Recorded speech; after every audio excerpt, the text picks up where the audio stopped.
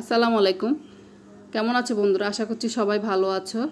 Ashis cooking ডায়েরিতে সবাইকে স্বাগতম।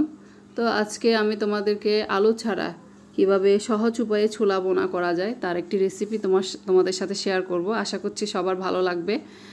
এর জন্য আমি প্রথমে হাফ কাপ মতো পেঁয়াজ নিয়ে নিলাম। তারপর হাফ কাপের চেয়ে একটু কম পরিমাণে টমেটো কেটে নিলাম। তারপর হাফ কাপ মতো কাঁচামরিচ কেটে নিলাম। এর আগে আমি ছোলাগুলোকে ভালোভাবে সিদ্ধ করে নিয়েছিলাম, একটা প্রেসার কুকারে সিদ্ধ করে নিয়েছিলাম। তারপর আমি চুলায় একটা ফ্রাই প্যান দিয়ে দিলাম, তেল দিয়ে দিলাম। তেল দেওয়ার পর শুকনা মরিচ ফোড়ন দিলাম। শুকনা মরিচ দেওয়ার পর আমি এতে দিয়ে দিলাম পেঁয়াজ কুচি দেওয়ার পর আমি এর মধ্যে দিয়ে দিলাম স্বাদ মতো লবণ। তোমরা তোমাদের টেস্ট অনুযায়ী লবণ এখানে অ্যাড করবা।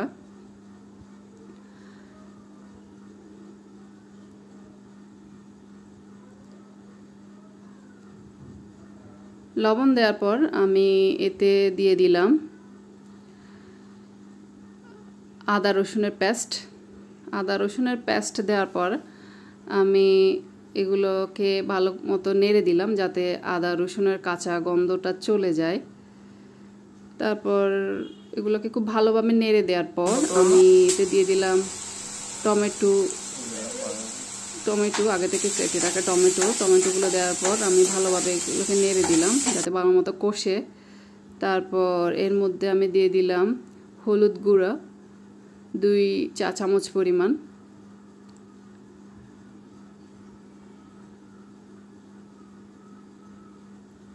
তারপর আমি দিলাম 1.5 চা চামচ মতো ধনিয়া গুঁড়া, 1.5 চা চামচ পরিমাণ জিরার গুঁড়া। তারপর আগে থেকে কেটে রাখা কাঁচামরিচ। তারপর আবারও সবগুলা উপকরণকে আবারও একসাথে নেড়ে দিলাম যাতে সবগুলো মশলা খুব ভালো মতো কষে। খুব ভালোভাবে কষিয়ে নিলাম। কষিয়ে নেওয়ার পর আমি এতে আগে থেকে সিদ্ধ করে রাখা ছোলা এর মধ্যে ঢেলে দিলাম। তারপর আবারও আমি এগুলো সবগুলো উপকরণকে একসাথে নেড়ে দিলাম যাতে মশলাগুলো খুব ভালোভাবে ছোলার ভিতরে ঢুকে যায়। তারপর এটা হচ্ছে নতুন ট্রিক্স, যারা জানো না তাদের জন্য। এর মধ্যে দিয়ে দিলাম ময়দা। যাদের হাতের কাছে আলু থাকবে না তারা হয় কি মানে ছোলাটাকে মাখো যারা করতে চাও তারা এই ট্রিক্সটা ফলো করতে পারো।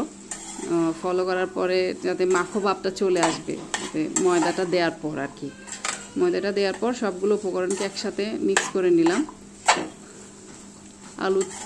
আলু দেওয়ার পর যে টেন্ডারনেসটা আসতো ছোলার মধ্যে, ময়দা দেওয়ার পরে সে টেন্ডারনেসটা এসে যাবে, ছোলাটা মাখো হয়ে যাবে। তারপর আমি একটা ঢাকনা দিয়ে দিলাম। ঢাকনা দেওয়ার পরে 1 মিনিট মতো এটাকে রান্না হইতে দিলাম। তারপর আমি ঢাকনাটাকে একটু তুলে এর মধ্যে আবার নেড়ে দিলাম। নেড়ে দেওয়ার পর আবার ঢাকনাটা আমি লাগিয়ে দিলাম। তারপর ব্যাস তৈরি হয়ে গেল সেরা স্বাদের ছোলা। আশা করছি রেসিপিটা সবার ভালো লেগেছে। ভালো লেগে থাকলে সবাই লাইক, কমেন্ট, শেয়ার এবং সাবস্ক্রাইব করবে আমার চ্যানেলটা। আল্লাহ হাফেজ।